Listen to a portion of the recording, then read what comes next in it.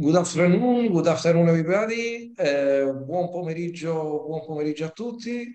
It's a pleasure to open this smart talk, the May smart talk of the Italian-Cypriot Chamber of Commerce with the present today of Antonis Christodoulides, who is that I warmly thanks for the presence today.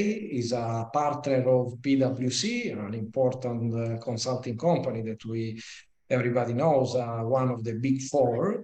And Antonis is a partner in the tax advisory team in Cyprus. He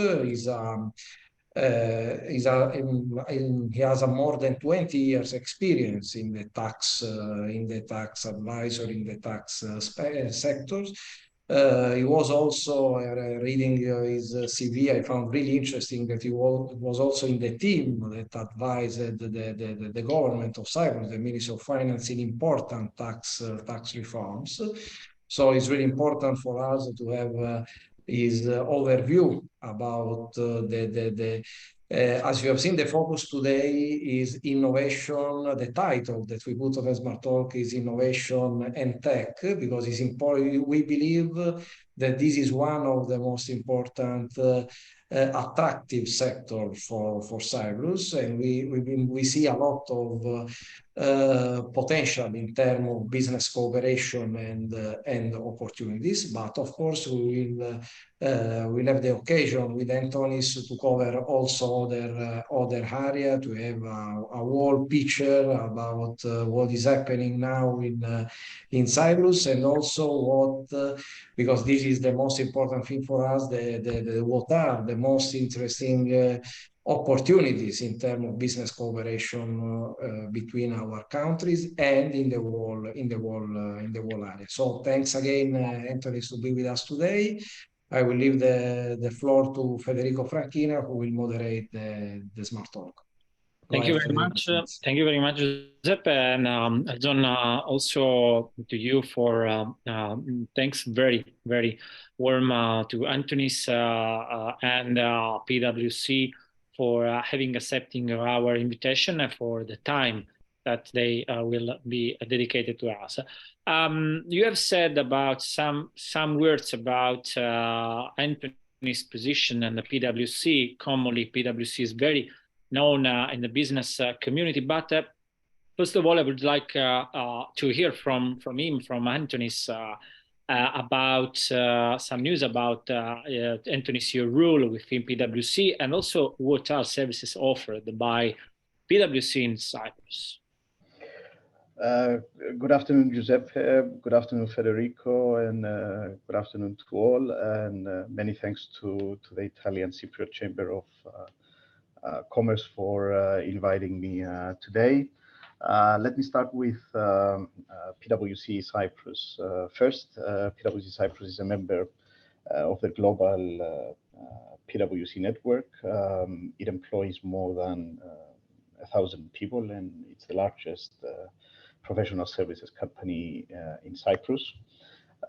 It offers audit, tax, advisory, and legal services to a mix of local and international clients, from private and family-owned businesses to large multinationals across, of course, several market sectors and industries.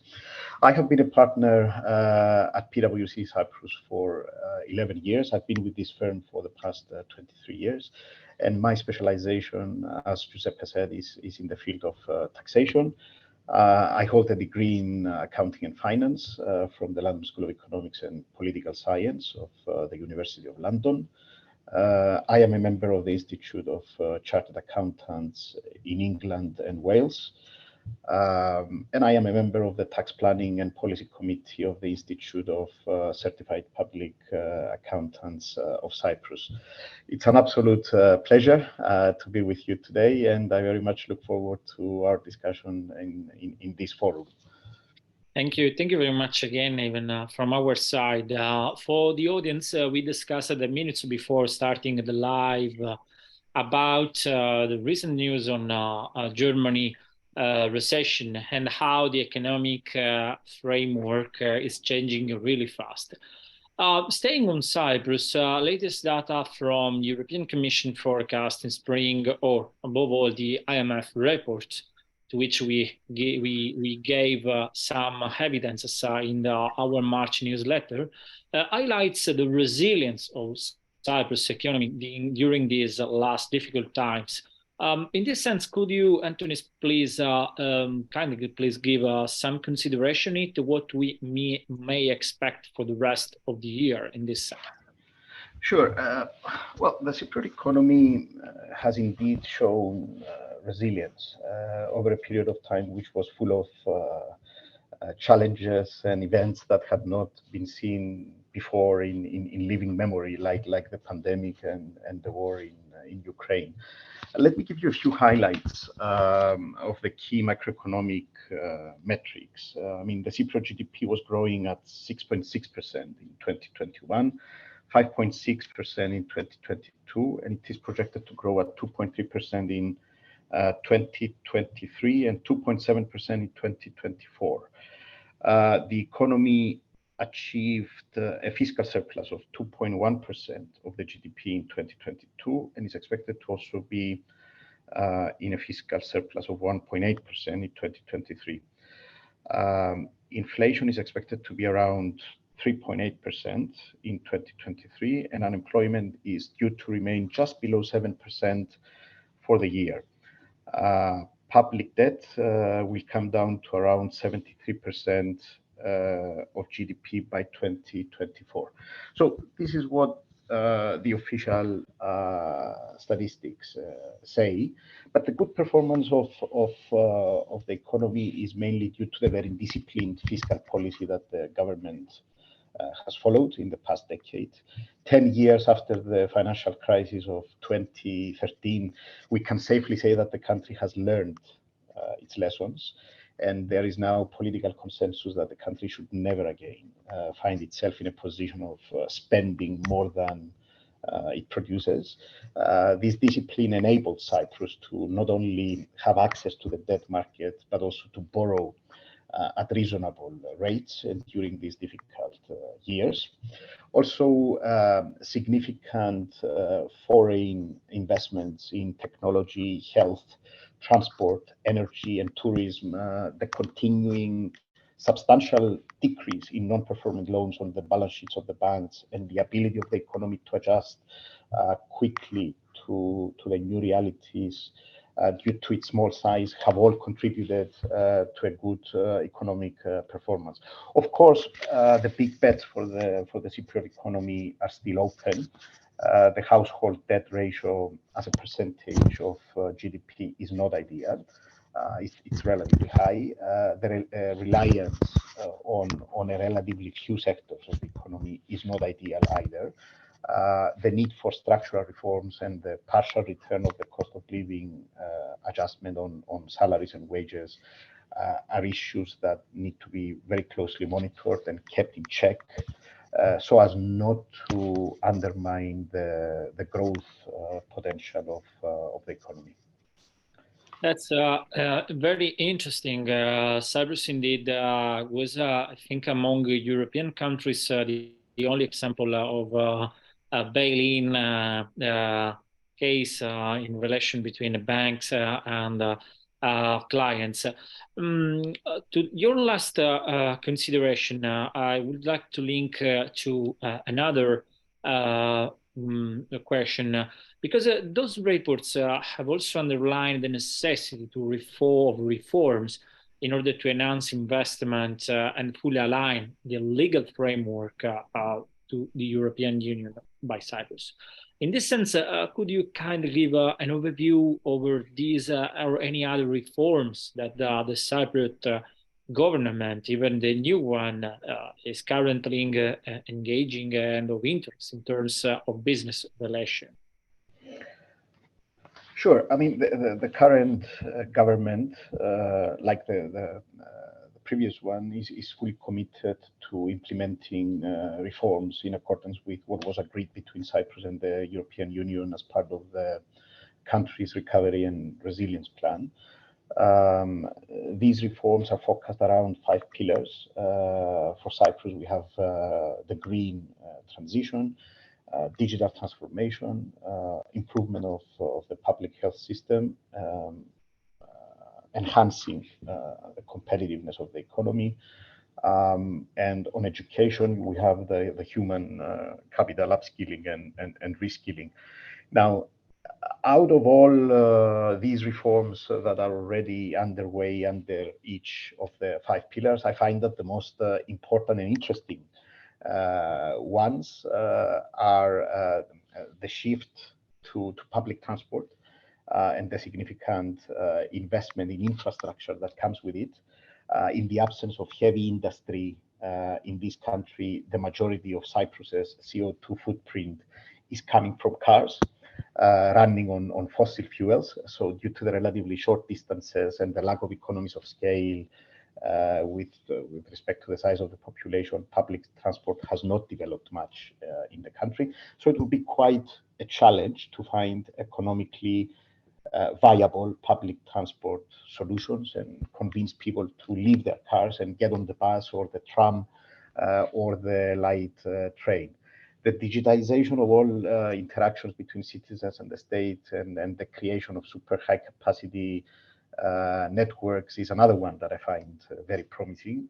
This is expected to shift human resources of the public sector away from the more mundane administrative tasks into the more value-adding and important work that the government has to do for its citizens. And of course, the creation of super high-capacity networks will enhance the credibility of the country's vision to become a tech hub in the region. I hope we will discuss this point later on. My personal favorite is the reform of the public sector and the judicial system, because this will test some of the country's most powerful and deep-rooted institutions, that is the trade union of the public sector and the judiciary. I guess these two are as powerful in Cyprus as they are in Italy and everywhere in the world. But the positive impact on the economy from a more efficient and productive public service and the faster delivery of justice should be huge, in my opinion. And as a last one, I find interesting the realignment of public education with the current and future demands of the labor market. This is a challenge that has become pressing because of the IT companies establishing their base in Cyprus and the need for IT skilled resources. Whereas our education system remains geared towards more traditional occupations and professions. I mean, most Cypriot families still aspire to raise doctors, lawyers, accountants, etc., rather than IT specialists. This is still considered by many to be an exotic hobby rather than a proper job. But I hope that the intended reform of the educational system will give information technology studies the high status that they deserve. Very, very clear picture indeed. We usually, and I absolutely fully agree with your consideration, as we usually said to our associates, especially those from Italy, but even to Cyprus, we share a lot of things, starting from the traffic in the roads to the public sectors and so on. But very, very interesting and above all clear picture. In this sense, from your perspective, which are those sectors of Cyprus economy from which we may expect the further years, months, a relevant growth and business opportunities?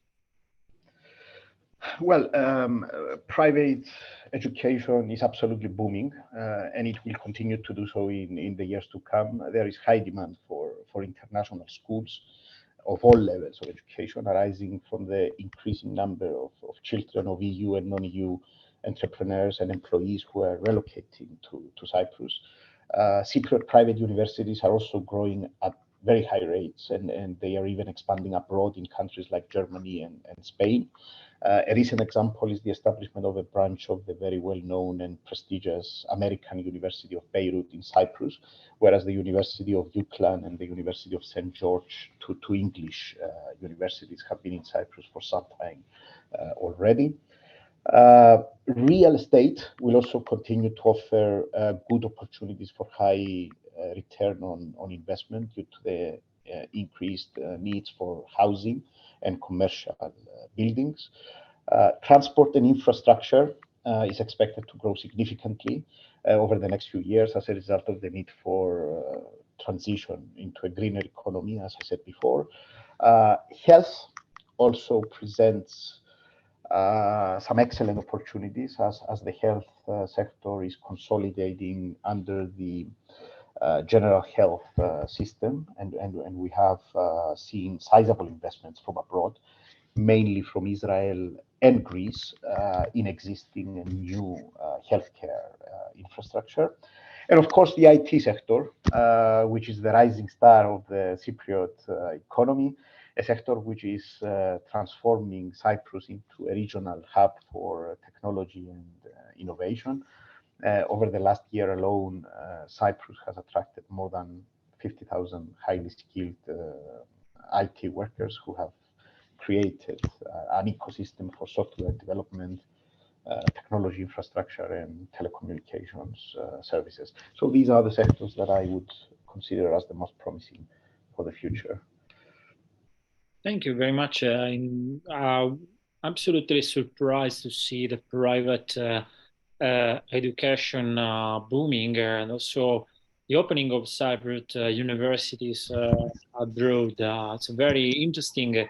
What may be from my side, also I'm also a professor at the university, what I suggest to do in the southern, for the southern university in Italy. Anyway, looking at to the main topic of this smart talk about the innovation. As you mentioned, indeed, your country is doing a very interesting, relevant progress to become an hub for innovation and tech companies. We have seen last year a relevant agreement signed with Estonia, for example, that is another prominent European country ahead in the innovation tech.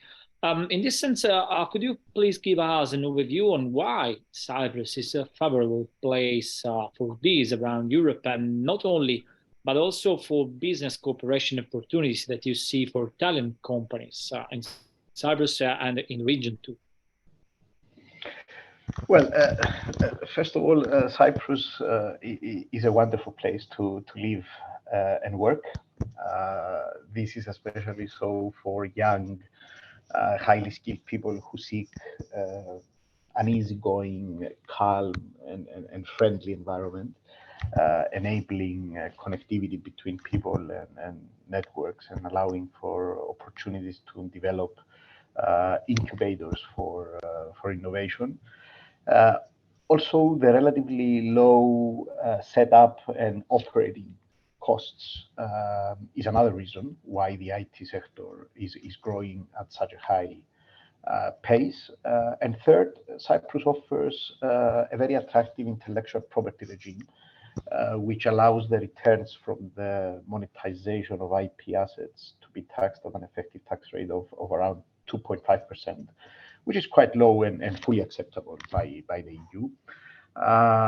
Therefore, Italian companies involved in software development, systems integration, testing services, disaster recovery, research and development, project management, marketing and sales for their customers in Europe, the Middle East, North Africa, and Asia can certainly consider Cyprus as a base for the aforementioned operations. Very interesting, the combination of high-skilled human resources, but also the legal and fiscal legislation that, of course, is parallel, but is part of the business ecosystem, as you clearly mentioned. But you also have made some consideration, even more generic one, as a Cyprus as a regional hub. Indeed, most of our members, especially in Italy, Italian companies, also consider Cyprus indeed in this way as a regional hub in which they can base and operate also in the neighboring countries.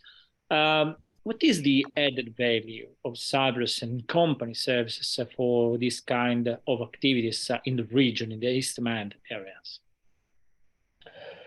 Well, the added value of Cyprus as a base for regional headquarters, I think, can be summarized in the following elements, and there's no particular order of significance. First of all, Cyprus is strategically located at the crossroads of three continents. This is a blessing, and sometimes it can be a curse. The certainty that the EU legal and regulatory framework offers is another big advantage. A big advantage is also the access to some common law principles and instruments, which is a legacy of Cyprus's past as a British colony.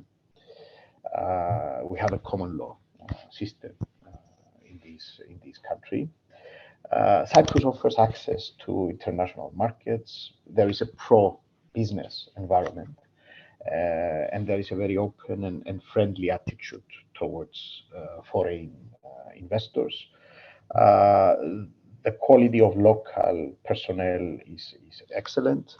As I said before, the operating costs are relatively low. We have efficient immigration policies and a very friendly low tax regime. So I would say that the combination of all these factors makes Cyprus an attractive place to establish a business and especially a headquarters business for the region. As you probably know, over the years we have seen and work actually with Italian companies investing in Cyprus, from retail to infrastructure, energy and shipping, and establishing a regional base of operations here. And I'm sure we will see more of these investments from Italy in the near future. So it's also very interesting to know from your position how, and of course confirmed that Cyprus is not an island of services, but a quality of services in not only in the area, but above all in the area. We usually said to our Italian associate how is really close from Cyprus, that is part of European Union, to reach Egypt, Israel, also the Black Sea countries or the Caspian one for such activities. Indeed, as the Italian-Cypriot Chamber of Commerce, we do support the Italian groups involved, among other things, for example, in infrastructure, industry, energy, health, in order to develop their business relation with Cyprus. What is the specific support that PwC Cyprus can offer to Italian companies to support them in this development activity and action in the area? Because we usually received inquiries from our associates, multinational ones, that maybe they run business around the world, about why have to be based in Cyprus. So from PwC, the added value, the services in this case that can provide. PwC Cyprus can offer support across all areas where a foreign investor needs support, advice, and guidance.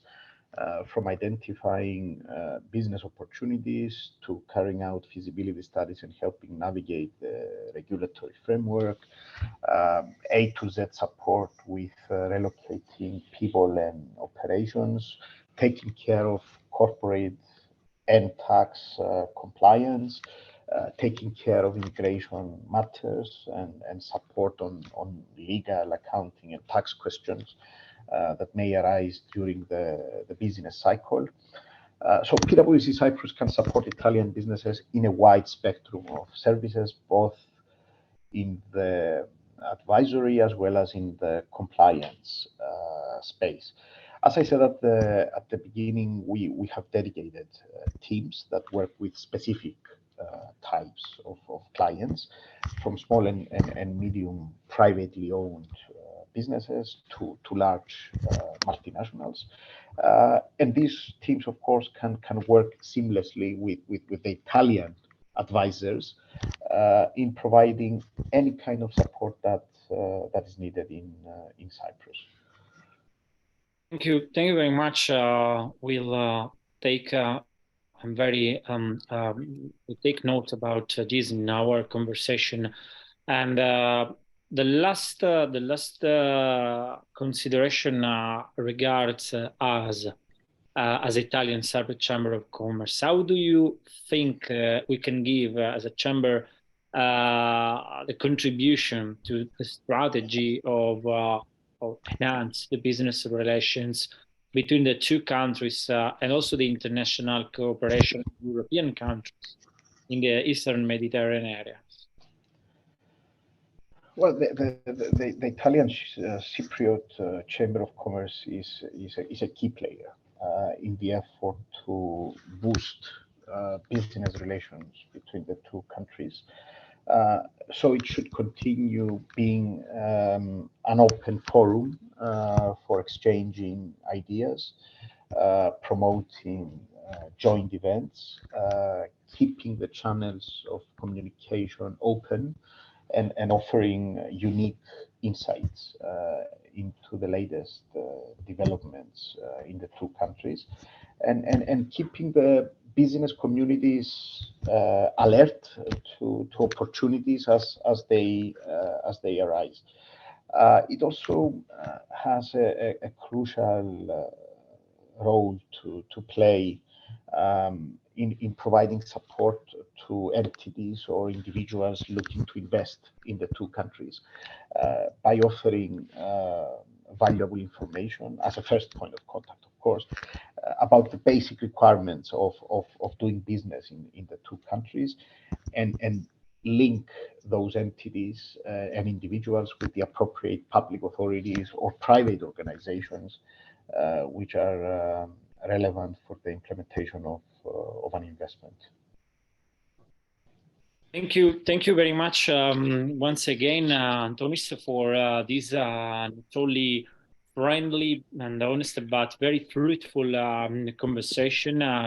You give us, I think, some points that we have to develop in the near future in order to enhance cooperations between the two countries. So thank you very much again, and I leave the floor for the conclusion to our president, Giuseppe, that also reminds us the next business forum in June. Please, Giuseppe. Thank you very much again.